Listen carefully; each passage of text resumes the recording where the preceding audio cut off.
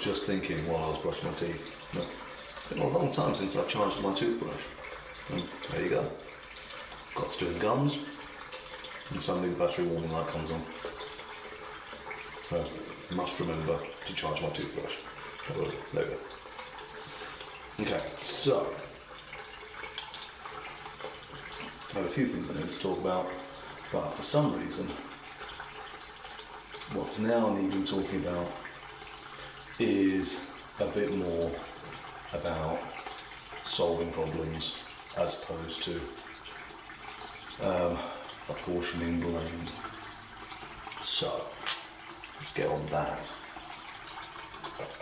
And the reason is because I think I spoke about this briefly in a previous video about the whole palm oil thing with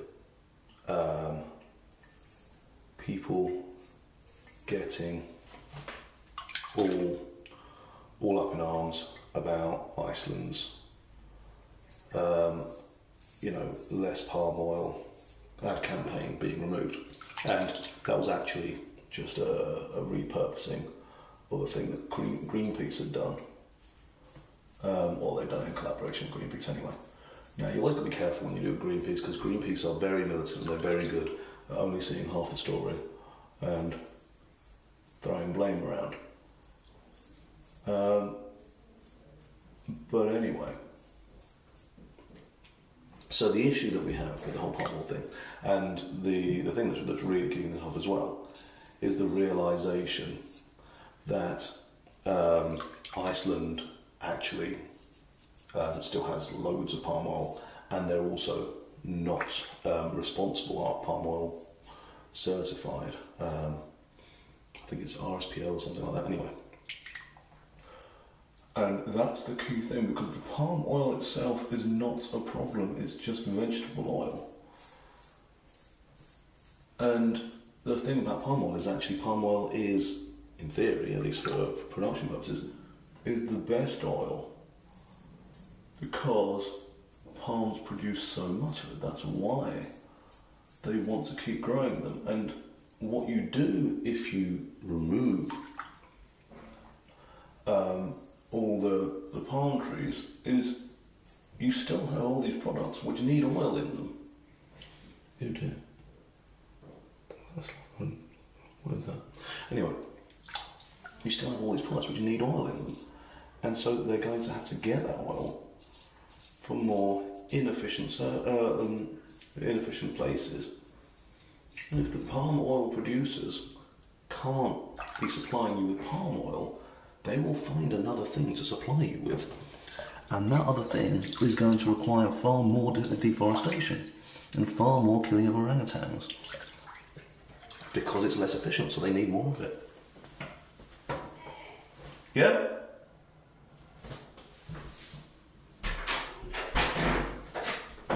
Yes? Oh, hello. sorry, wrong. What? Sorry. Who else can I call who's not? Why would you? Your mum's just in a bit of pain. She's wondering if she could have one of her tablets. She should be able to do an Amstral, yeah. Yeah? So she should be due for that. Is Elizabeth about or something? Elizabeth?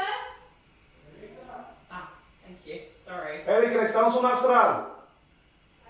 Sí. Well, Andrew, can you get Mum an Amstral? Where is it? It's in the bedside table.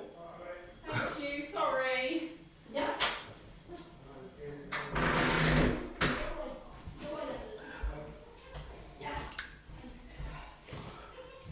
Right. Where was it? Oh wow, yeah, that's bleeding all over the place. I should be better at this. So yeah, that's just going to make matters worse. So what you need to do is make sure that people are being responsible when they grow their palm oil. It's the same problem that you get with soy production, whereas people start demonising soy production. Why do we have so much soy? Because it's a very efficient crop. It's a fantastic food. You know. Now, granted, in all these cases, monocultures are not a great thing. However, getting rid of it entirely doesn't solve that problem either. It will get replaced with something else.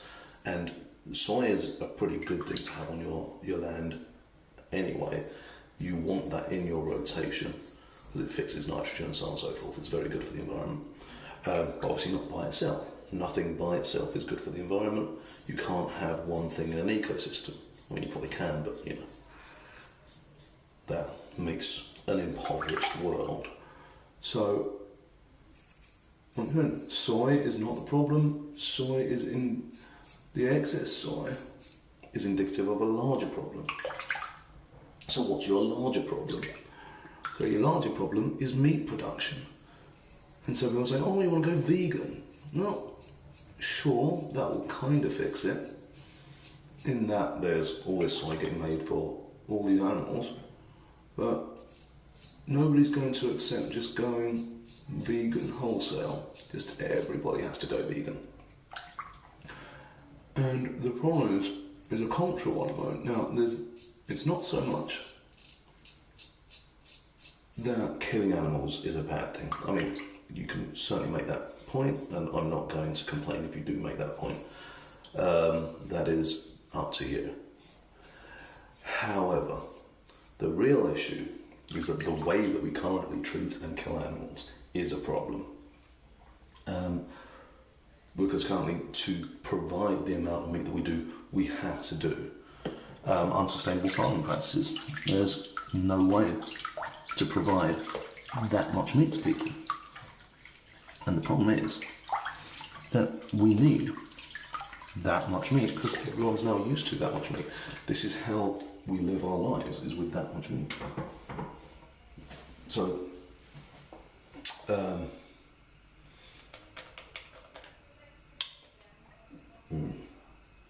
yeah, you need that. You need that much, and we know this because if you've ever tried being vegan, it's really hard.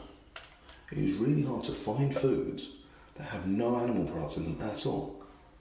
You know, the world depends on, or at least the more economically developed world, depends on animal products, depends on the farming industry, the livestock farming industry. Because that's just how the system's been built. There's no reason it needs to be in there. You know, yes, you can have your entire diet be meat. Nobody's disputing the possibility of doing that, but what we are disputing is the efficiency of it. You know, it's all very well and good saying, oh yeah, but the cow ate all the veg, so I don't have to eat the veg. And that's true, but the cow had to feed itself. And the cow needs far more veg than you. And so, when you eat that, you are eating all of the veg that the cow needed for itself, as opposed to just the veg that you needed for yourself. Now, there's a very good case to be made for meat being necessary in certain people's diets, being helpful in all people's diets. But there isn't a good case to be made for 100% meat being your diet, or the majority of your diet being meat. And there's nothing saying, oh, but you know, we need to have lots of meat because that's just how we work, that's how we roll. The fact is that having a predominantly meat diet is very much a luxury. It's very much a modern thing. It's very much a first world problem, as they say. And you know, you go to places that are less economically developed, and people are just necessarily vegetarians, certainly, probably vegans as well, because trying to rear livestock is difficult. It takes a long time. It takes a lot of resources. You know, there's a good argument to be made that the reason why Muslims and Jewish people have bans on pork is not because of anything that's actually a problem with the meat itself. You know, I see a lot of people, oh, well, there's uric acid, but no. It's because if you live in a desert and you're trying to rear livestock, you are going to die. Especially if that livestock is pigs, because they use up a lot of resources. And so they just get rid of the really resource-intense animals, which is a sensible way to go. But once again, not looking at the larger problem. So, yeah, in all these cases, there are problems, and people will shop around solutions which are actually just blame, which are little plasters that make people feel better. So, orangutans are getting killed for palm oil, then let's just blame the palm oil industry and move on. We solve the problem without paying attention to the fact that far more orangutans are then going to get killed because of that blame, because of that solution. When actually what you need to do is just make sure that you have regulations on that palm oil industry. Make sure that people are watching it and people are holding them to account for what they're doing. And of course, the obvious solution that everyone always gets to at the end of all these is that the real problem is overpopulation. We've got too many people in the world. Yes, we have too many people in the world if you insist on everyone eating all that meat and having all those things and having all those luxuries. And the fact is that you don't need all of that. We can easily feed the entire world. And we don't have to completely get rid of them. They don't have to all be vegans or anything like that. You can quite happily feed the entire world by just changing the kinds of things that we're feeding the entire world, and just stopping meat being this aspirational thing that everyone wants. Just having it be, it's just a small part of the diet. You have it, a little bit every day. You have it every other day, something like that. Not everything in your diet has to contain meat. And your diet will be better off for it. If we can get the world thinking along those lines, instead of getting like China and India suddenly being like, "Wait, we've got the money, we can just do meat now," and just leaving it at that, then yes, then you will have an overpopulation problem, or rather, you will have a lack of resource problem because you are prioritising the wrong resources. And yeah, when your solution is just let everybody die, that's a bad solution. And it's a problem that has real solutions, that has solutions that are achievable, but they're complex solutions. They're not easy solutions that you can just neatly require systems. So you build around about large-scale systems. They require cooperation. They require consensus among a majority of the population of the world, or enough of the population, a significant amount of the population of the world, that we have a problem, we are going to fix that problem, and we're not going to fix it by saying that other people can't have nice things or that other people need to die.